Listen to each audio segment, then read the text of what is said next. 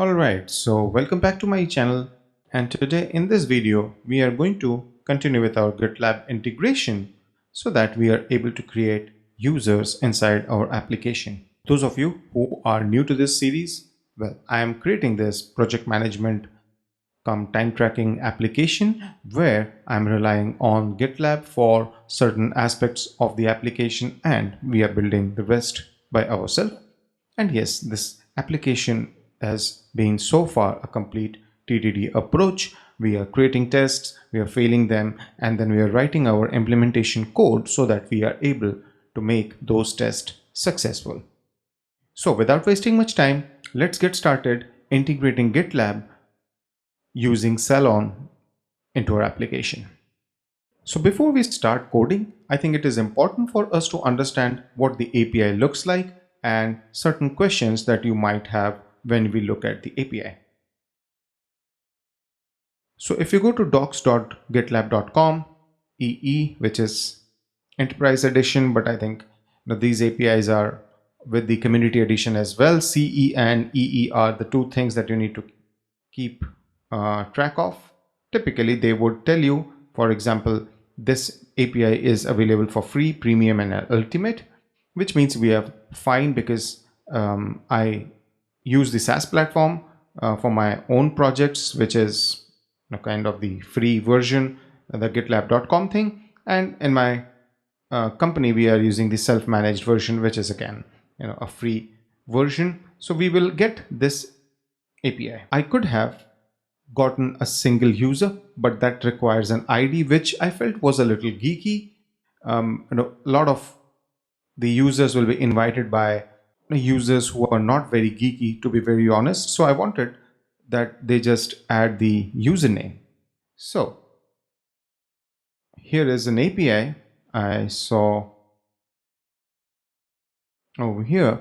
See, get users username equals and my username, and this gives me an array of users, and if the username is correct, then it gives me only one user inside an array. So we are going to use this for better UX.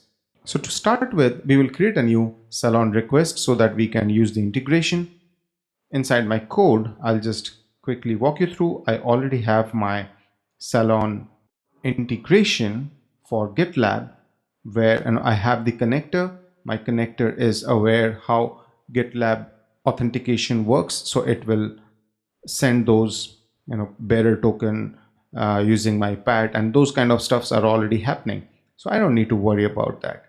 What I need to do is create a new request.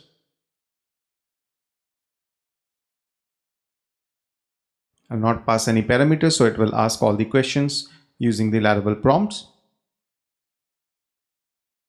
Alright, so which integration do I want to work with? The integration name is the folder, so I'll do GitLab. And what is the name of my request? Well, I want that to be GitLab fetch user. It's a get method, and with this I should be able to see a file over here. Right, so this is kind of ready. I just need to change this to users and we are generally fine. What next? Why don't we first look at how actually that thing works? I will create a temporary web route.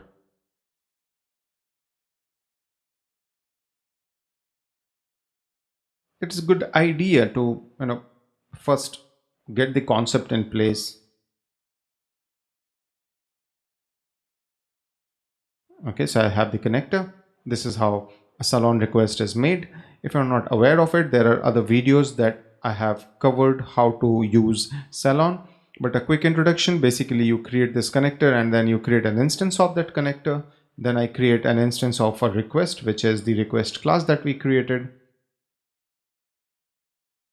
And because this request class needs some get parameters, what I can do is I can send query parameter get. This is username. So I'll pass my GitLab username over here.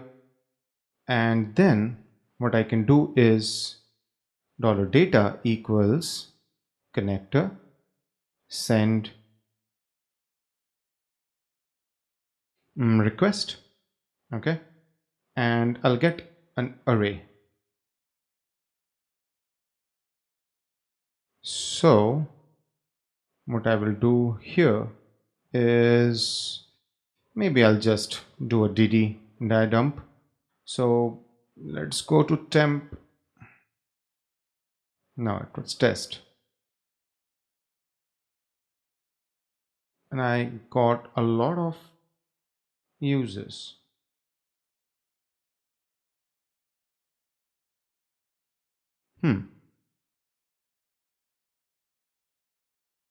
I think I'm making a mistake. This query will be add, not get. Now let's see. Yes, I have only one now, and this is what I have. The only thing is the GitLab's self-hosted account, right, which we have, gives a lot of additional information which is not here, which is kind of fine. I mean, I can live with it, but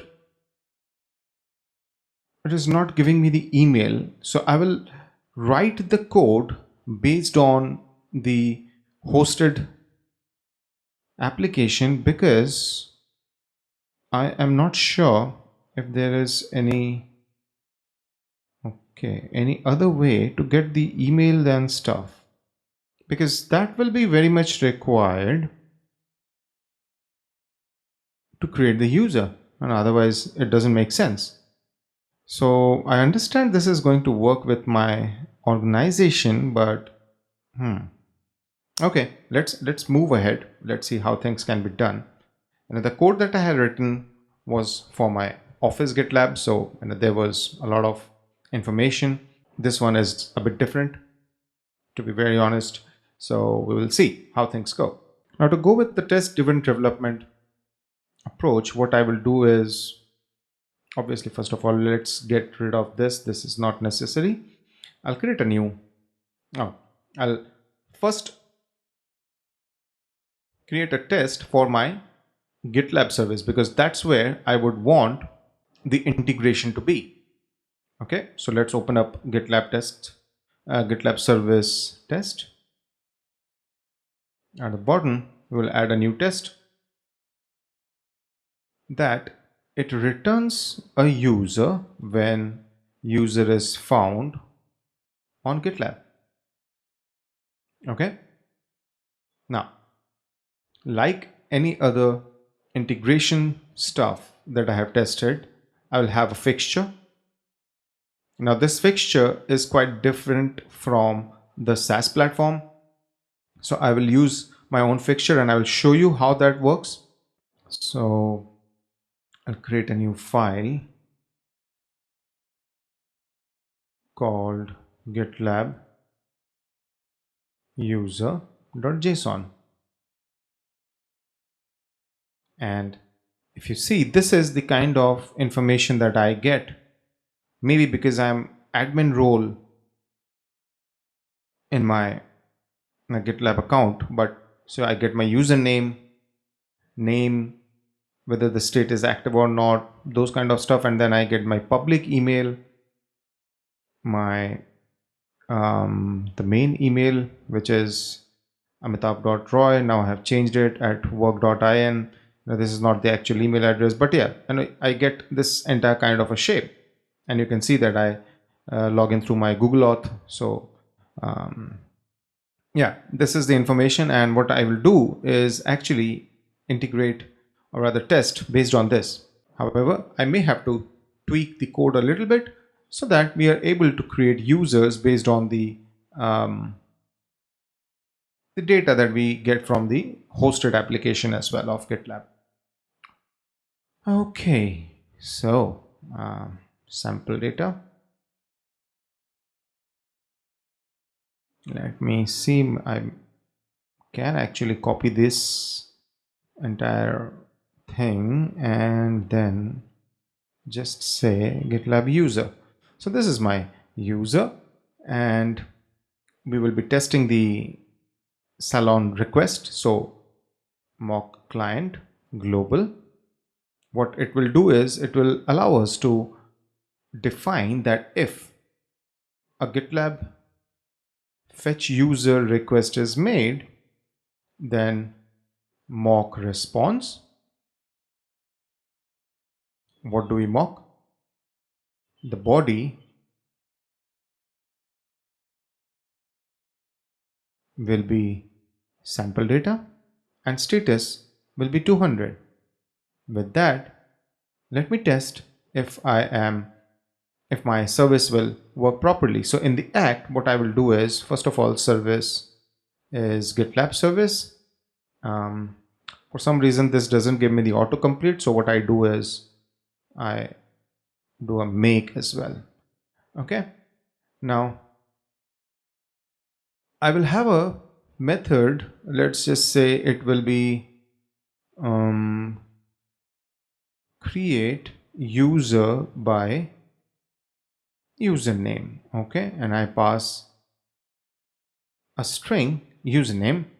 And what I'm expecting is that this returns me a user by creating a new one. So actually what I can do is directly assert that I expect this to be an instance of user class. Okay, so we have done a lot of things and we have not written a line of code inside our service. Obviously this is not going to pass, so I won't even bother running that. But I know that we need to create a method called this. Will it allow me to add that method? No, it doesn't. So fine, I'll just add it from here.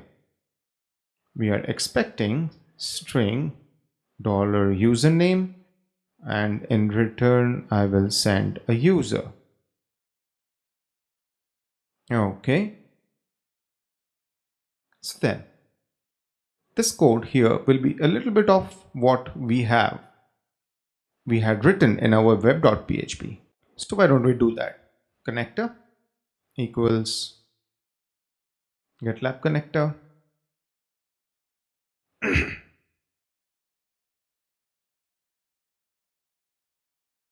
I have my request as well.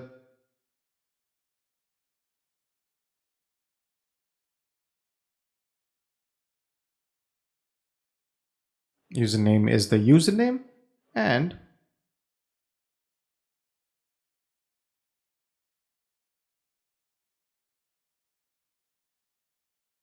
result equals connector.send.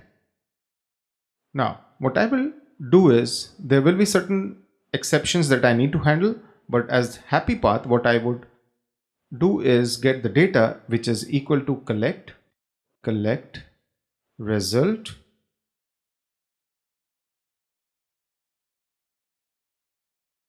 to array, sorry, not to array, but array. And then I will get the first item because I know this is a collection, and typically if the username is correct, I will get only one. Okay, so I'm right now only doing the happy path. Okay, now this is the data. Now I'll do return user create. Okay, and in here, so we are not getting the email. So what I will do is, do I get the name? Yes, we do get the name. We get the username.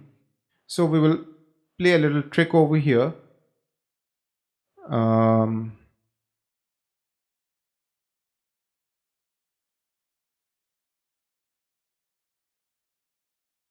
GitLab ID will be fine because we will get the ID. So I'm not doing this null check. Okay. Then what? The username.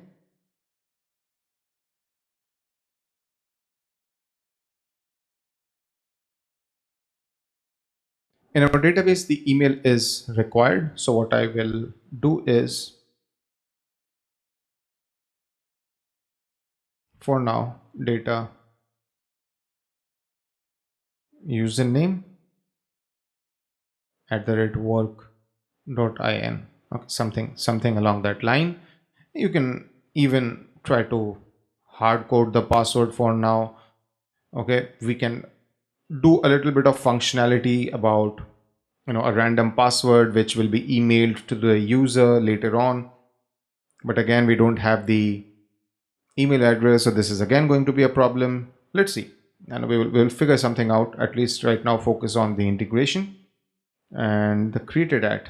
I used to get the created at, but it is not available here, so what I would do is to create it at, or maybe I don't need to even add that. Okay, all right, so this is done. Let's see if I remove. Okay, I don't need to remove, I can create a new user. So I'll go to manage users, add user, and do Amitav Roy 7. Okay, oh my bad. So first of all, let's see, I'm getting a success because I'm sending a user instance, which is fine, but we haven't tested whether the code is working in reality. So we will do that check in here. What we will do is the service is working. We have tested it, so I can inject that service.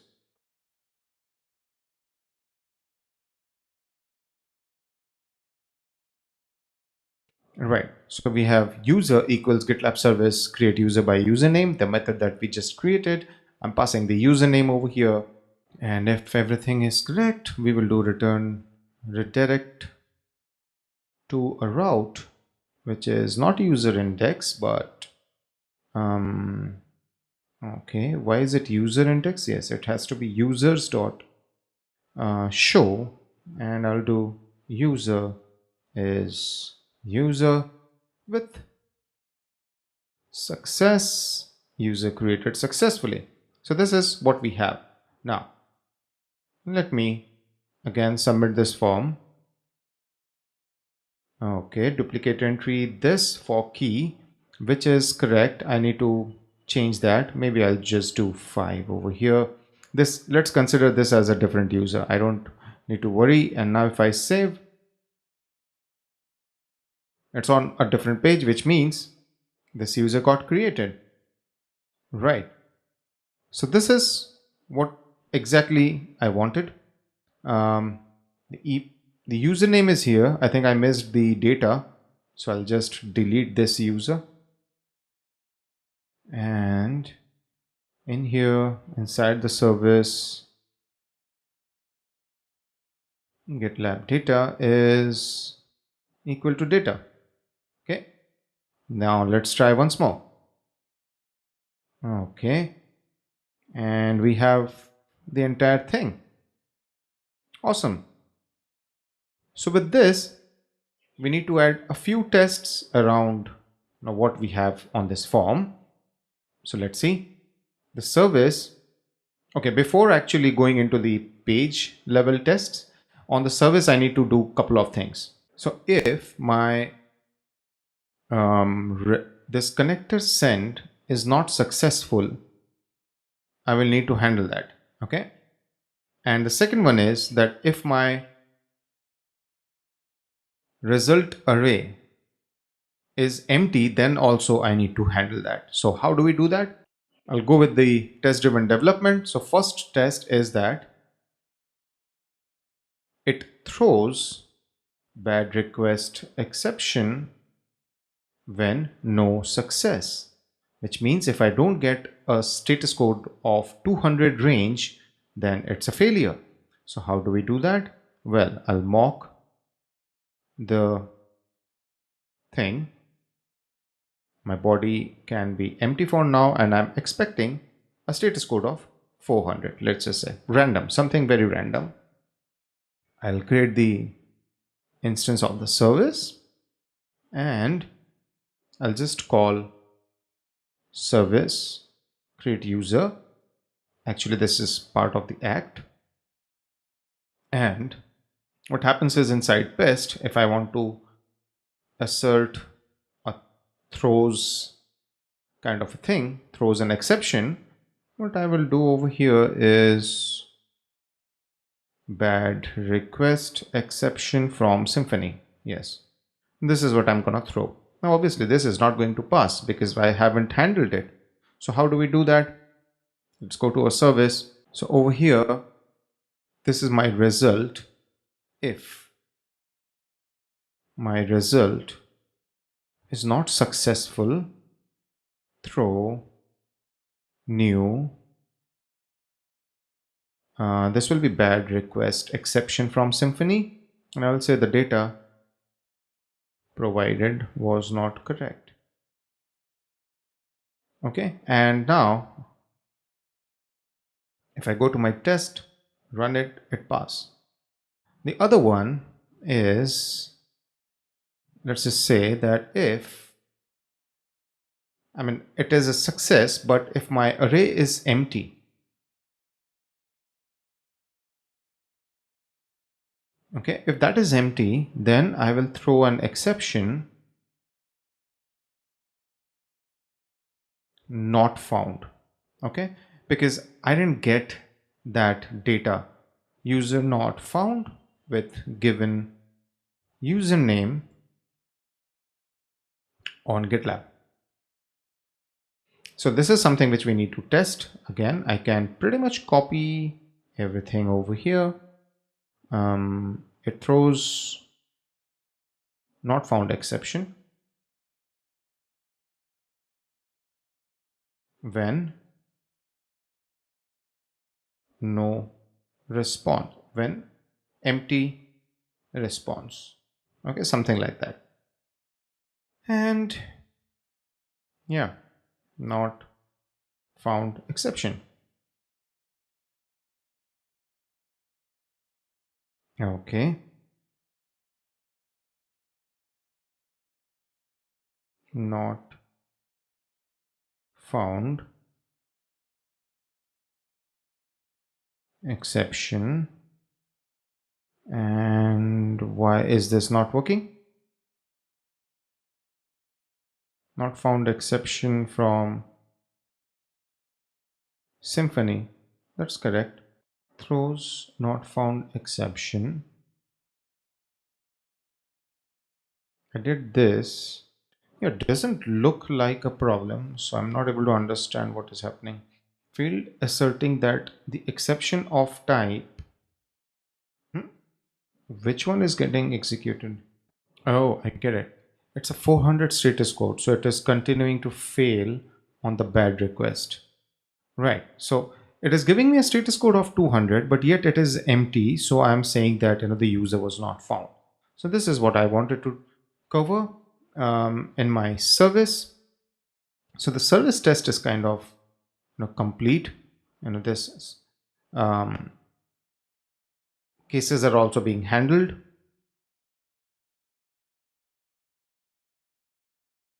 Now I need to test for this. So what I will do is I'll create a test. Inside page, I'll have page create user, and let's quickly add my first test, which is creates the user with correct data. In the arrange, I'll get the data. So that will be a little bit of this code, but obviously I think this folder structure is different. Fixtures, okay. User, yeah, okay, this is fine. Actually, yeah, this is inside the test, so I guess doesn't make a big difference. So we are testing the happy path. So this is my sample payload. I'll mock client.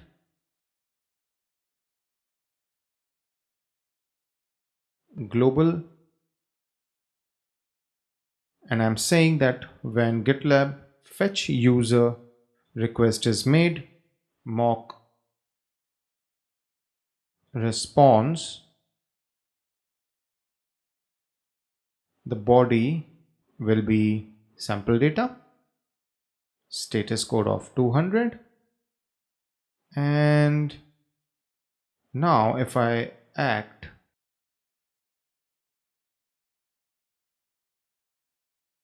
the autocomplete is not coming. Okay, I'll have to type it out. Create, and then I'm expecting to make a post call to the route users.store with post request username as tav.roy. Okay, because the JSON has that as the username. This assert database count users. I'll have to do 2 because I have already created a user over here. Let's see. Yeah. So if you see, if I do a 1, it fails because it found 2. And yeah, I think that's pretty much what we had in terms of creating user using the GitLab integration. So you can see, I mean, there are a couple of tests which I will write, which are around the required, or yeah, I think you can try that out. And if you are not able to get it, you can look at the source code for reference about the validations that I have written. But I think by now you should be able to get those basics tests in place. That's about it, guys. That's what I wanted to cover in this video. If you like this video and the series so far, then do click on the thumbs up icon and don't forget to subscribe to my channel.